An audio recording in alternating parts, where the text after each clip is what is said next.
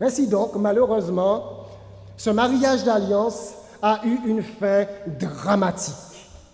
Mais les choses ne vont pas en rester là, parce que vous savez que la guerre engendre la guerre, que la tuerie engendre la tuerie, que l'épée, celui qui utilise l'épée, eh bien, meurt lui-même par l'épée.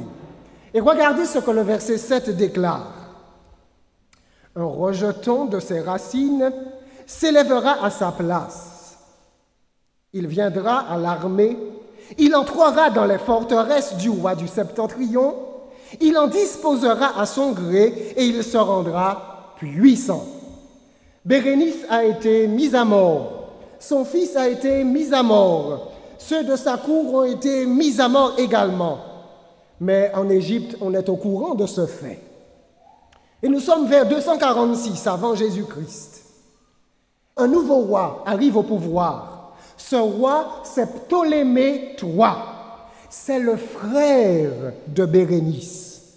Et c'est lui qui succède à son père qui est le père de Bérénice. Et il n'entend pas du tout laisser les choses là où elles se trouvent. Dans le nord, à présent, Laodice règne. Elle règne avec son fils, Séleucus Callinicus. Elle règne. Mais regardez ce que nous dit la prophétie. La prophétie nous annonce, nous apprend, nous prophétise qu'il y aura guerre et qu'il y aura conflit. Il est dit, il viendra à l'armée. Il s'agit de Ptolémée, de l'Égypte.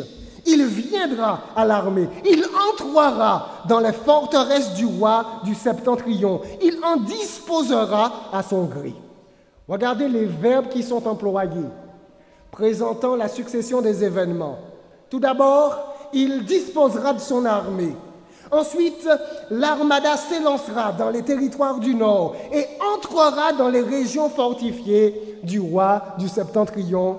Et ensuite, il triomphera et il en disposera à son gré. Effectivement, pour se venger du meurtre de sa sœur, Ptolémée va envahir la Syrie et il va faire tuer Laodice, elle mourra. Et ensuite, l'histoire nous raconte qu'il va pousser ses conquêtes à l'intérieur des terres, jusque vers le territoire de la Mésopotamie, au moins en tout cas. Et il va établir la puissance maritime égyptienne sur la Méditerranée. La prophétie l'avait annoncé et l'histoire, cherchez, l'histoire confirme le fait dans le détail. Dans le détail. Et nous poursuivons. Il ne s'arrête pas là. La prophétie va nous dire ce qu'il fera encore. Il, toujours ce même roi au verset 8, toujours Ptolémée III, il enlèvera même et transportera en Égypte leurs dieux et leurs images de fonte et leurs objets précieux d'argent et d'or. Alors qu'il va envahir ces différents territoires, il va récupérer des biens en grande quantité et également beaucoup d'idoles. Et c'est la raison pour laquelle les Égyptiens l'appelleront le bienfaiteur. Parce que laissez-moi vous dire que Alexandre et ceux qui l'auront succédé avaient envahi l'Égypte auparavant. Et ils avaient récupéré les biens précieux de l'Égypte, ils avaient récupéré leurs idoles, et lui, à son tour, il va ramener ces différentes idoles dans les différents temples de l'Égypte, et les Égyptiens seront extrêmement contents, parce que ce sont des idolâtres. On l'appellera Ptolémée III le bienfaiteur. Il y a un décret, c'est le décret de Canopus, texte rédigé vers les années 239, qui fait l'éloge de Ptolémée. Et les images sacrées enlevées du pays par les Perses, le roi, ayant fait une campagne étrangère, les récupérèrent en Égypte et les rendirent au temple dont chacun d'eux avait été emporté. Voilà. Et l'histoire, encore une fois, confirme la prophétie du livre de Daniel. C'est extraordinaire, c'est stupéfiant dans le détail. Et nous poursuivons. Marche cette fois-ci contre le sud. Au verset 9, nous avançons peu à peu. Nous sommes encore toujours dans la période hellénistique, avec les Ptolémées et avec les Séleucides. Nous n'allons pas en sortir pour ce soir, nous n'aurons pas le temps. Au verset 9, je lis. Et celui-ci, Séleucus, cette fois-ci, c'est la riposte, c'est la revanche de Séleucus. Séleucus marchera contre le royaume du roi du Midi et reviendra dans son pays. Séleucus a essuyé une écrasante défaite. Et alors il rétablit son autorité et décide de marcher en revanche contre l'Égypte. Il espère, d'une part, récupérer ses richesses, il espère, d'autre part, regagner son prestige, mais comme nous dit le passage, il reviendra dans son pays. Vers 240, il a été de nouveau vaincu et il a été forcé de retourner en Syrie, les mains vides. Mais alors l'histoire se poursuit, de père en fils, et ces fils vont prendre la relève du père. Deux fils particulièrement, Séleucus III et Antiochus III. Ces fils se mettent en campagne et rassembleront une multitude nombreuse de troupes. Et l'un d'eux s'avancera, il se répandra comme un torrent, débordera, puis reviendra, et ils pousseront les hostilités jusqu'à la forteresse du roi du Midi. Nous avons parlé de ces deux fils, Séleucus d'une part et Antiochus. Vous savez, ce sont des titres qui reviennent à chaque fois. Donc Séleucus III, Séronus, et Antiochus III le Grand. Séleucus a eu un règne très court et il a été mis à mort. Son frère a continué la bataille, Antiochus III. C'est de lui qu'on parle ici. L'un d'eux s'avancera. Il va avancer. Et la prophétie dit, il va se répandre comme un torrent. Pensez au torrent, pensez à une rivière. La rivière qui gonfle, qui gonfle, qui gonfle, qui gonfle, et puis qui se répand. Donc c'est l'image de la campagne militaire. Ce sont les soldats qui se répandent comme de l'eau. Ils se répandent comme un torrent et débordent. Et ils avancent et ils envahissent les territoires. L'histoire nous raconte que ces premières campagnes ont été peu fructueuses, mais ce ne sera pas le cas des prochaines. Les années suivantes, il va remporter de puissantes victoires militaires. Il va agrandir considérablement son territoire, le territoire de son empire. Et la prophétie dit, il poussera les hostilités jusqu'à la forteresse du roi du Midi. Donc il y a toujours un mouvement de va-et-vient. Nord contre sud, sud contre nord. Ptolémée contre Séleucide, Séleucide contre Ptolémée. Mais nous poursuivons. Mais attention, cette fois-ci, le roi du sud va se réveiller. Et on le voit au verset 11. Le roi du Midi, il s'agit de Ptolémée IV maintenant, qui est arrivé au pouvoir. Il succède à son père. Le roi du Midi s'irritera. Voyez-vous, il se mettra en colère, il se préparera à la bataille et à riposter. On envahit son territoire, il ne se laissera pas faire. Le roi du Midi s'irritera. Il sortira et attaquera le roi du Septentrion. Il s'agit du roi du Septentrion, soulèvera une grande multitude et les troupes du roi du Septentrion seront livrées entre ses mains. Nous sommes vers les années 217. Ptolémée IV va rencontrer Antiochus III à Raphia, près de la frontière entre la Palestine et l'Égypte. Et l'image que vous avez ici, ce sont des éléphants de guerre. Donc d'une part, vous avez des éléphants des Indes, qui sont les éléphants des Séleucides contre les éléphants des Ptolémées, des éléphants africains.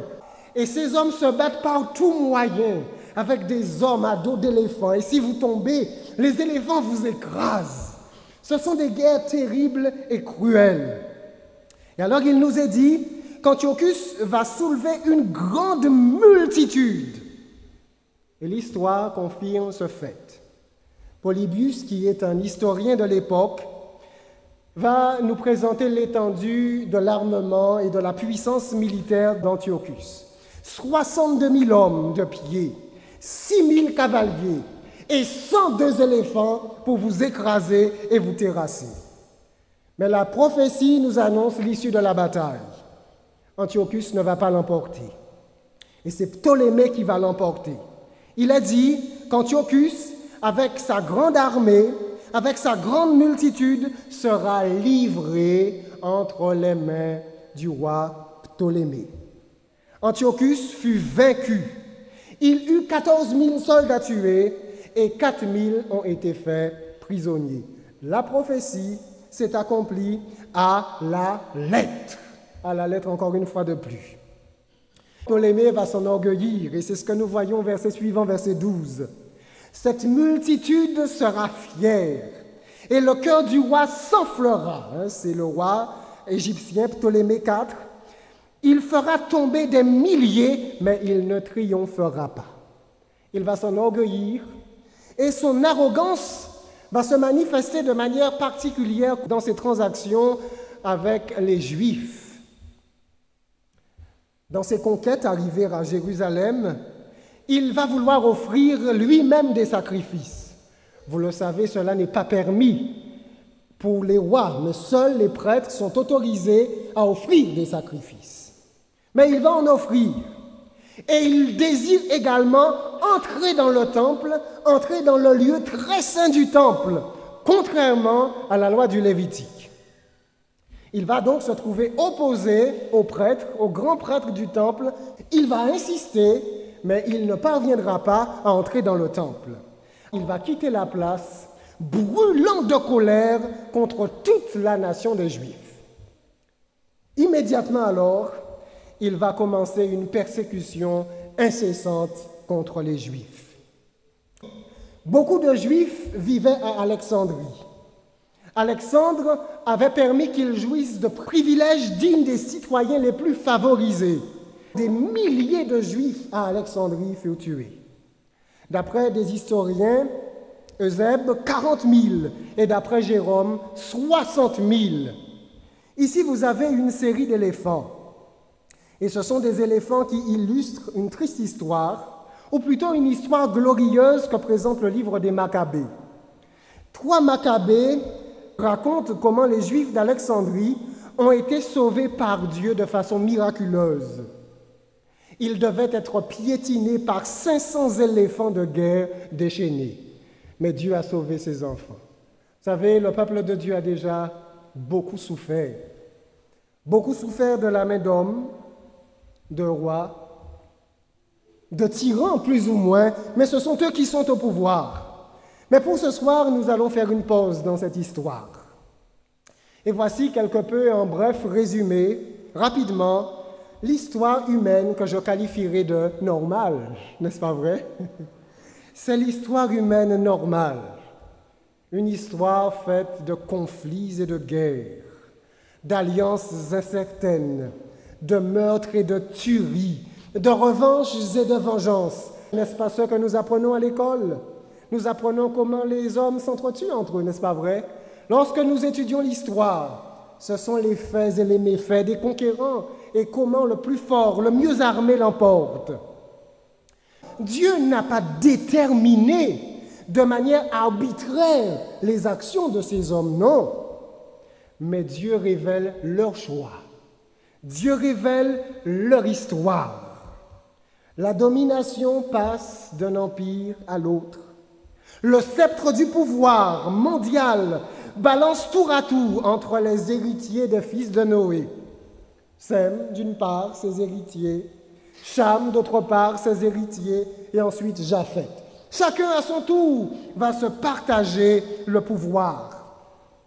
De Nebuchadnezzar et Belshazzar en Babylone, le sceptre va passer aux Mèdes et aux Perses, la poitrine d'argent. Et la prophétie de Daniel va énumérer les différents rois. Nous l'avons déjà vu.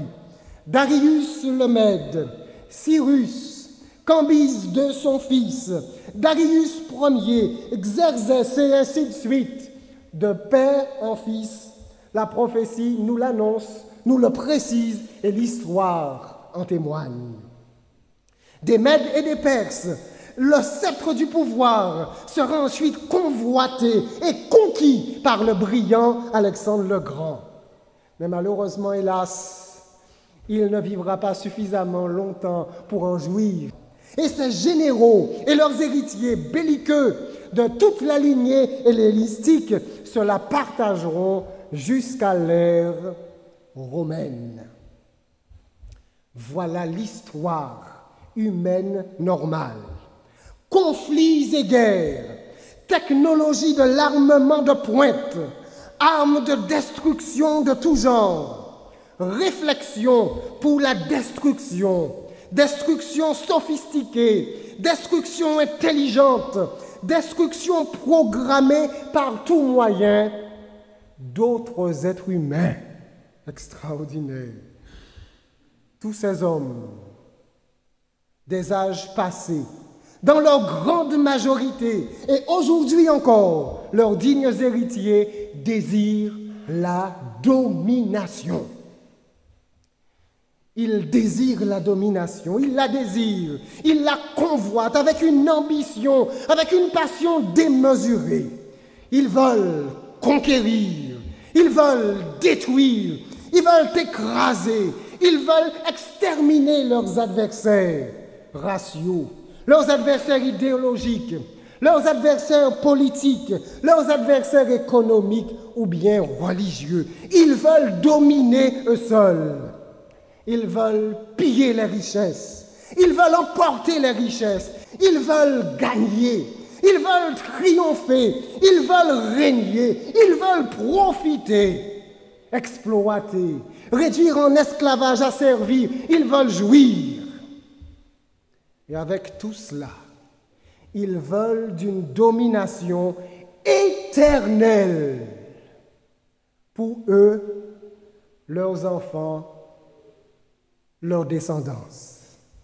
Ils veulent que leur règne cruel, règne de terreur, ne finisse jamais et se poursuive indéfiniment, de siècle en siècle et de millénaire en millénaire. Tous rêvent d'une hégémonie et d'une puissance éternelle. Mais je vous le dis, heureusement qu'il y a un Dieu. Et c'est lui qui décidera. Et en Daniel, chapitre 7, au verset 27, le prophète déclare: le règne, la domination et la grandeur de tous les royaumes qui sont sous les cieux seront donnés au peuple des saints du Très-Haut. Son règne est un règne éternel. Et tous les dominateurs le serviront et lui obéiront. Et je dis Amen. Heureusement qu'il y a un Dieu. Sinon, l'exploitation jamais ne finirait. Apocalypse chapitre 21 conclura pour nous sur une note positive et réjouissante notre réunion de ce soir. L'espoir est devant nous. Un avenir meilleur est devant les hommes. Un avenir glorieux attend ceux qui le veulent bien. Apocalypse chapitre 21, versets 1 à 2 déclare: puis je vis un nouveau ciel et une nouvelle terre, car le premier ciel et la première terre avaient disparu et la mer n'était plus. Tout a été renouvelé. Dieu a recréé une terre d'abondance, une terre de prospérité, une terre de bonheur, une terre de paix. Et le prophète continue: et je vis descendre du ciel, d'auprès de Dieu, la ville sainte, la nouvelle Jérusalem, préparée comme une épouse qui s'est parée pour son époux. Et j'entendis, au verset 3, et j'entendis du trône une voix qui disait, voici le tabernacle de Dieu avec les hommes, et non pas contre les hommes, avec les hommes. Il habitera avec eux parce qu'il les aime. Et ils seront son peuple. Et Dieu lui-même sera avec eux. Et je dis Amen. Amen. Dieu supporte encore l'injustice de ce bas monde.